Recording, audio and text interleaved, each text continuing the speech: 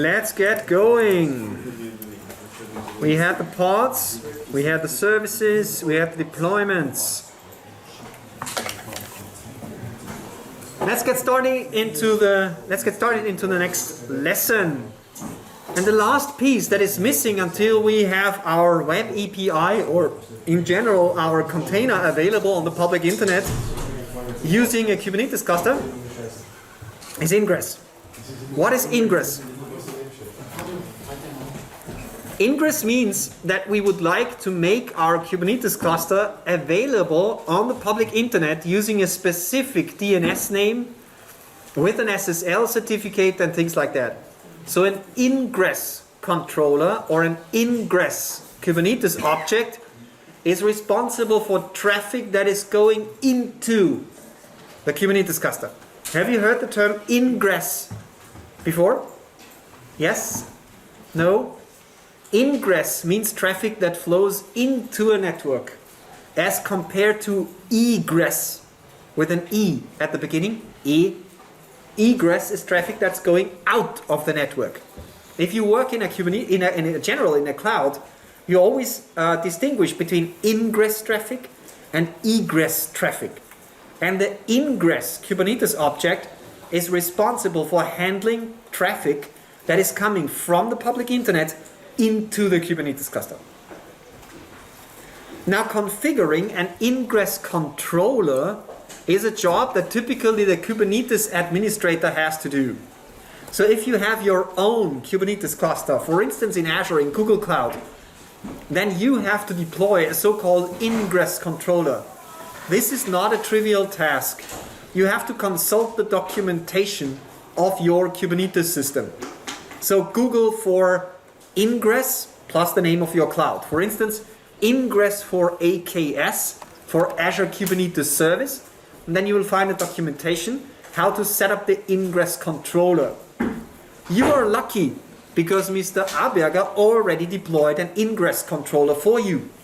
This Ingress controller is, to the best of my knowledge, based on Nginx. So it's using Nginx as a router.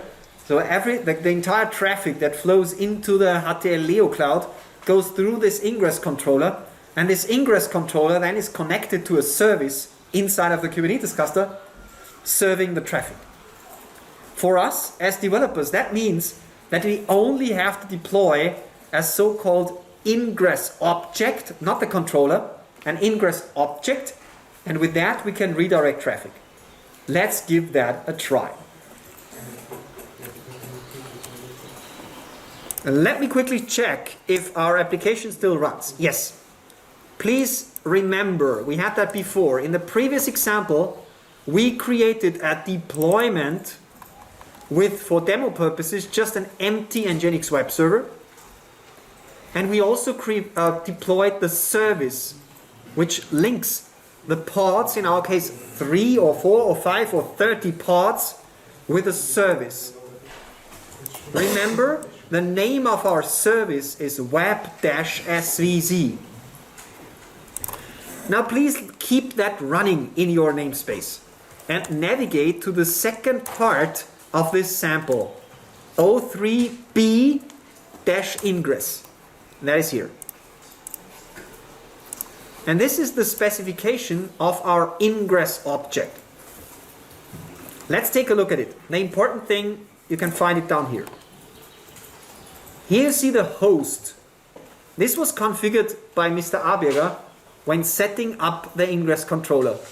If you want to run for your diploma thesis your own Kubernetes cluster, for instance in Azure or Google Cloud, then you have to check the documentation of the Azure Cloud, of the Google Cloud, of the AWS Cloud, how to correctly configure the DNS name for your ingress. But for you, for the school, this has already been done. And your applications will be available on student.cloud.htl-leonding.acat. This is connected to our Kubernetes cluster sitting in the basement of our school. Then you can define under which path your application, which is connected through the web-svc service, under which path this should be available. And in my case, I specified a regular expression telling the system that it says r.stropek, then slash, we can ignore that one, and then comes anything else. And this anything else is then injected into the service that sits behind the scene. So if I say students cloud HTL Leonding CAT slash r.stropek slash my slash grade slash IP, my slash grade slash service, then it will take the my slash grade slash service part, only the last part, and forward it to the service and the pod behind the scenes. The rest is ignored. Okay? So let's check that again. See, here we have service name web SVC. Here in the service definition, we have the name web SVC. And this web SVC says, look for pods with this selector app web and mount the port 8080. Now if I go here to the deployment, we will find, come on internet, wake up. Again, service has a selector app web. The deployment has label app web. You see it here? And we have 3 replicas. So the traffic that comes in flows through the Ingress controller to our service. The service is the load balancer for 3 instances of our application. And these 3 instances are very likely distributed across multiple nodes. So if one of the nodes physically would die in our basement, your app would still be up and running. Understood? That's the idea here. So let's deploy the Ingress by saying kubectl apply, you also already know the drill, -f dot. And you see, here we have created the Ingress. It's a very simple Ingress, therefore I called it minimal Ingress. And with that, it should be possible, if we go, now comes the important part. It should be possible to access our web API. Let's see. This one, /r.stropek, and at the beginning, HTTPS. Crossing fingers, here we are. We have our Nginx web server running inside of a cluster of 3 pods with a service, with an Ingress controller. And as you can see, we have a valid SSL certificate. We have a public DNS name. So for your diploma thesis, this is awesome, because you can always tell your customer, maybe the company that you work with or the internal customer, you can always tell your customer, this is the URL under which you find our application. And if you want to deploy something new, kubectl apply, done. Understand? No manual maintenance of web servers, no dealing with SSL or things like that. Everything is done for you. If you run your own Kubernetes cluster, you are your own administrator, and you have to at least a little bit do what Mr. Aberger did for you on your own cluster. You wanted to ask something? No. Questions?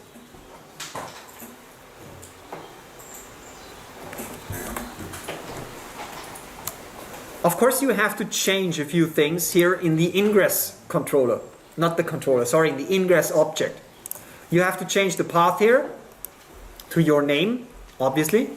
And maybe you called your service differently. Then you can choose your service name here.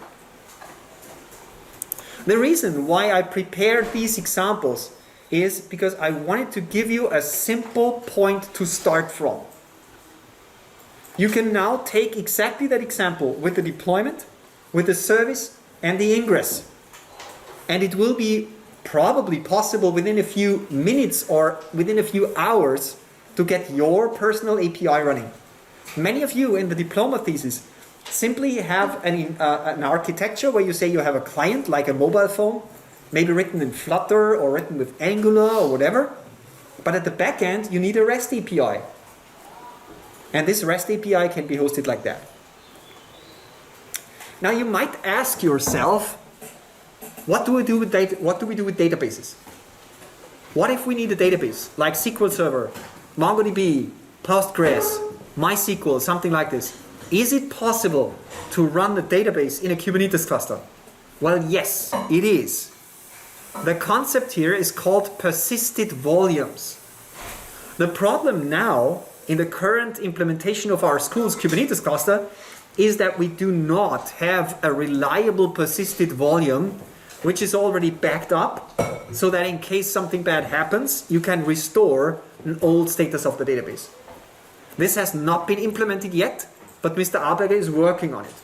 So currently, at this point in time, if you need a database, I would, if I were you, consider using a public cloud service, something like Postgres in Azure, or Google Firebase, or Atlas MongoDB, any kind of managed cloud service that offers you a database as a service. Because these databases as a service provided from Mongo, Microsoft, Google, or any other cloud provider, they are very reliable, they are highly secure, they are backed up, and things are probably not going so wrong. If you want to run a stateful service in our own school cloud, you have to be patient a little bit. Maybe in autumn, maybe after the summer holidays, we already have a persisted volume which is backed up and secured properly. Of course, if you want to just try and learn, I will not cover it in this lesson. You can Google for Kubernetes persisted volume. You can take a look at Mr. Aberger's example that he has in GitHub, and there you will find examples for how to set up a database inside of our own Kubernetes cluster. But be prepared. If Mr. Aberger decides tomorrow to reset the cluster and reinstall everything, everything is gone. Your databases are destroyed, the data is gone. This is what I mean. You have to keep that in mind. If you store your data in Firebase, in Azure, in online Mongo, the database is safe, and you just host your applications in the Kubernetes cluster. They're easy to deploy because you have them in GitHub. Understand what I mean? Is that good? Same is true for the registry. I told you that the school has a Docker registry where you can store your images. This Docker registry in the moment is not backed up. So if it is reset or updated or whatever, your images are lost. So again, I would strongly recommend at the moment store your images in the Docker Hub or another private registry which is provided by a cloud provider. Docker Hub is probably enough for your project. And then you're really on the safe side. Do you understand what I wanted to tell you about this database stuff and so on, and what it means that it's currently not backed up? Any questions about that? Because that is important.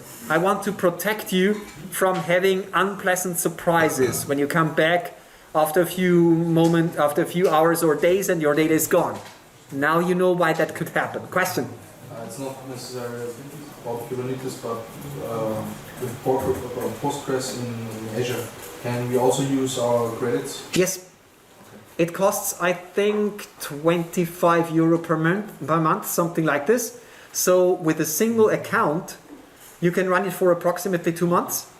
So if you have a group of, let's say, 3 people working on diploma thesis, you can easily run it for 6 months. By the way, I'm currently talking with Microsoft because I would like to have a little bit more benefits for those of you who use Azure in their diploma thesis. Unfortunately, that is not that easy. Big company means a lot of protocol, a lot of processes, and a lot of people who have to support such an idea. But a friend of mine and I, we are currently working on that, and maybe I can come up with a solution, because I would really love to give everybody of you who is interested in a little bit more benefits if you work on a diploma thesis. Because I understand that for doing a diploma thesis, $100 is not enough. Absolutely not. I think we would need something about 500, something in this ballpark, and then I think you have enough benefits to do a professional diploma thesis if you want. So the answer to your question is definitely yes. It has a little drawback because of the price. Just a quick note, because my title is an MVP, I have access to additional benefits in Azure. So I typically do not use all my benefits, so I have a little bit of budget left.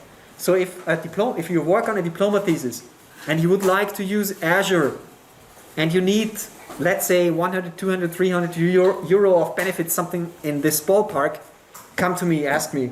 We definitely will find a solution. If you need 50,000 euro for your diploma thesis, I'm very sorry. I don't have that kind of benefits. No, that's not the case. But if you everything in the 3-digit euro range, we will find a solution. Okay, good. That was my demo from the beginning to the end.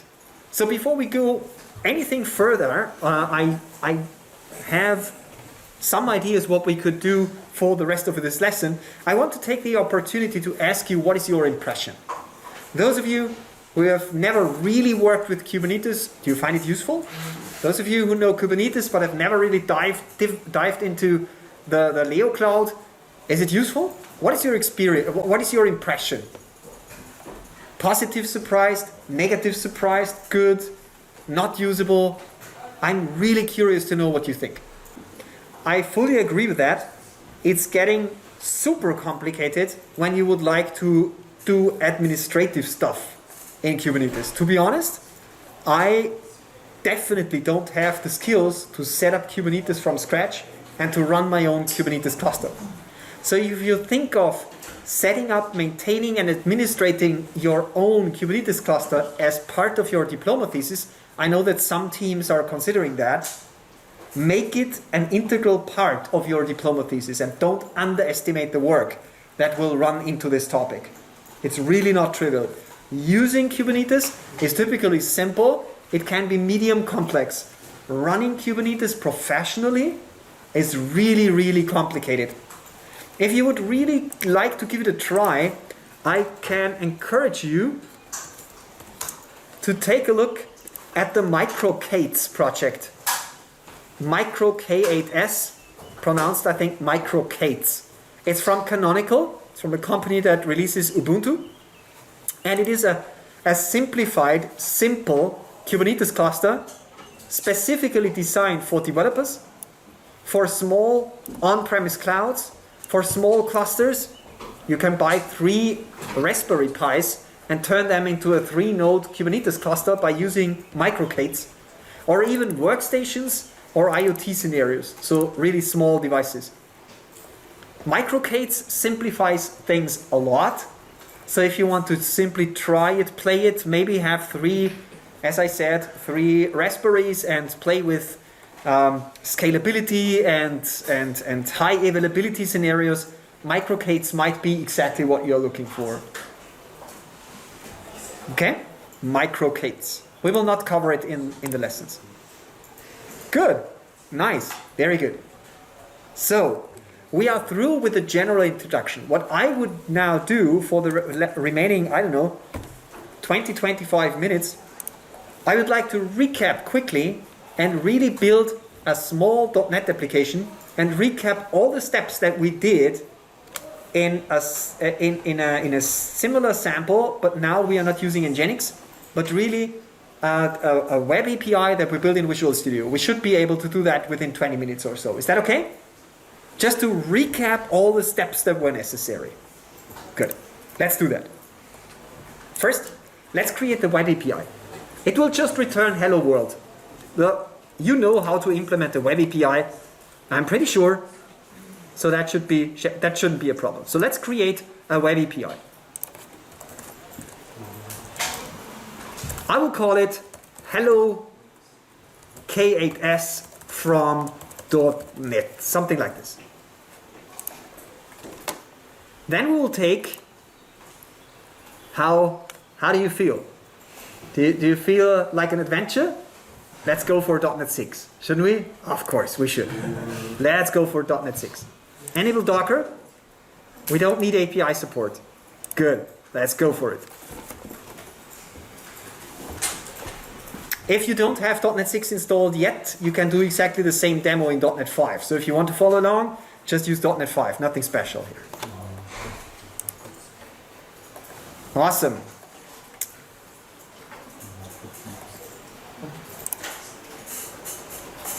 The demo controller is absolutely okay for us. All it does is it's returning some weather information. So let me quickly run this guy, just so that you see what's going on. It runs the app, and under weather forecast, it returns random weather forecast. Now use your imagination in the real world. This will be your diploma thesis. This will be your great API. Might be a REST API, might be a GraphQL API, might be an OData API, whatever you want to use. Good. Seems to work. Now let's take a look in this folder, and we will see that we have a Docker file here. It was generated by Visual Studio for us. That's a good thing, because with that, we simply can build and publish the Docker image very easily. Docker build. Who can remember the rest of the parameters? Docker build. How does it continue to build the file? -P for bar. No, that was the Docker run. It was -T for correctly. Is it possible to say hello K8s from net? Would that be a valid name if I would like to publish this container, this image on the Docker Hub? No. What do I have to change? r//, or your name or your username in the Docker Hub. And the last one is just a dot that says, hey, please take the Docker file from the local directory. And we're good. This will now build our .NET program inside of the container, and at some point it will say we are good. See? Here we now see that we have r// hello K8s from net. Now if we check that, Docker images find hello K8s, we will see that this image is 216 megabytes. 216 megabytes. Pretty large, isn't it? Does anybody have an idea, if I show you the Docker file, how we could reduce the size?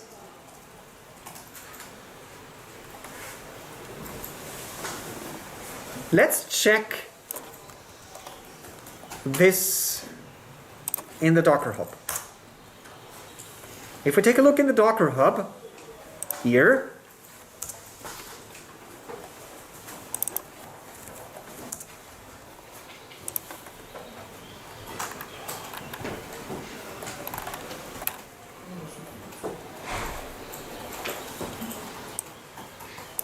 sorry, I have chosen the wrong one. It is ASP.NET. Yeah, much better. If I scroll down, scroll down, scroll down, where is .NET 6? Where is .NET 6? Where is .NET 6? Ah, yeah. Here is .NET 6. See?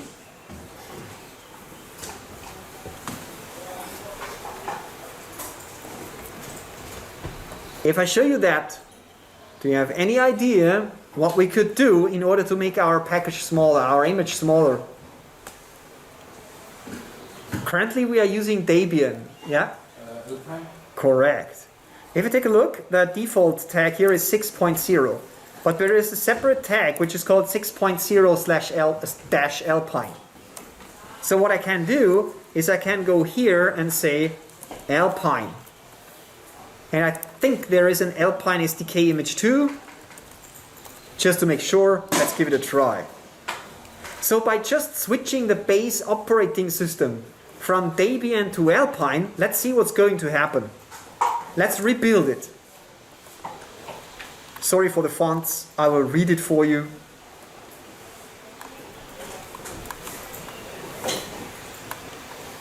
I will zoom in as soon as it's done, okay? It's currently downloading the image because it seems that I didn't have the SDK image locally. Now it's continuing. Continues. Now building my application, doing the publish. And we are done. So let me quickly mark that and zoom in so you see it. As you can see, it successfully built my application. And now let's check the size. Before we had what? I think we had 230 megabytes, something in this ballpark. And now we have, guess what, 95. We just saved more than 50% of the size.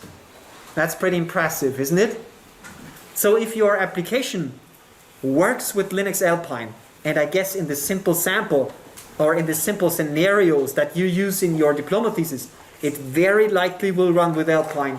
Check it, and if it runs with Alpine, use Alpine. It's much, much smaller. And things that are smaller are also more secure because it's harder to attack. Okay? Because there are some tools not installed that you don't need. Good. Let's quickly try it. Just if it can run, okay? We will just say docker run port 8080 and what was it? Hello K8s from net. Let's see. No, //. Sorry. // Good. What? It already blocks the port 8080, I think, for my kubectl proxy. So let's take another. Much better. It's getting up. So it seems that our application is up and running. I can try it in my browser by saying localhost 8080, 8081, weather forecast. Yeah. 1H too much. So again, let's take 8085 just to make sure. Of course, it was //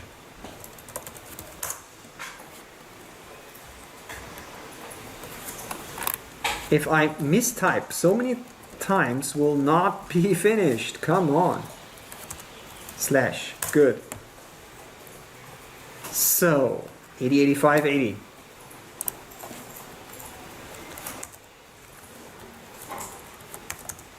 Yes. There was something with a port blocked on my machine. I don't care for doing any more detective work now. It works. Our application runs. We tested it locally. Everything is okay. The last step that I wanted to show you before we go on, a very important step, is debugging. You can directly here select in Visual Studio Docker, set a breakpoint, and debug your application inside the Docker container. That is sometimes super important because sometimes bugs only appear when running inside the Docker container. So you can do that. I will not demo that now because it's not relevant for our whole story. So with that, we can publish it. Now I can zoom in. Docker push // hello K8s from net. That was the second step. We had the Docker file, it was auto-generated by Visual Studio, and now I can take it and I can push it. Many parts, as you can see here, were already present in the Docker Hub from other demos that I gave. Only a very, very small piece of the onion was really pushed to the Docker Hub. But now we really have this image here in the Docker Hub, and we can switch to Kubernetes in order to run our API. Could you follow so far? This was just Docker. It was not Kubernetes yet. So let's go into Kubernetes, and in my case, I will just change the samples that I gave you so that you see it's not really complicated. What I'm going to do here, I'm going to change the image name to //hello K8s from net. With that, we switch it from Nginx to our own application written in .NET. Question, do we have to change anything regarding the service? Nope. Do we have to change anything regarding the Ingress controller? Nope. Correctly. So, oops. Let's go into the proper folder where I made the changes and say kubectl apply dot. And as you can see, Kubernetes automatically detected that our web app here changed. So it was configured. Can you remember? Desired state, current state. Our desired state was using our new image. The current state was using Nginx. So what did it do? It did a rolling update across all 3 instances of our application in Kubernetes. Understood? Good. So let's quickly refresh our minds and remember the URL. It was this one. Go into the browser. Here we are. And now we can change the URL a little bit. We can say, let me zoom in so you can really follow along. Come on. Here we are. HTTPS student blah blah blah r.stropik / weather forecast. And here we are. We're done. That was it. It wasn't complicated. We just pushed our image to the Docker Hub. We told Kubernetes to spin up three pods. And you see, this is our .NET 6 preview API running in a cluster, highly available in our student cloud. Was it complicated? Not really.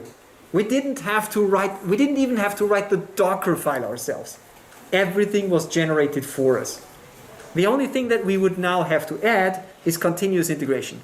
So we could, for instance, build a GitHub action or an Azure DevOps pipeline or a Jenkins pipeline or whatever you want to do to automate this process. But that shouldn't be too difficult. This is exactly what I wanted to show, and with that, we are at the end of my program for today. And it's 12:31, and I think the lesson goes to 12:40, right? So we had a pretty good time management. I like that. I hope this quick walkthrough with 1 hour of Docker survival kit and then 3 hours Kubernetes and student cloud here in our school was interesting for you. Last week, I had the impression that you were a little bit disappointed when I told you that we would do Kubernetes today. I hope that you are now no longer as much disappointed, because maybe some of you even liked what you saw and you see the value for your diploma thesis why I did this morning of Kubernetes. With that, we will close our today's session. Next week, let me quickly remind you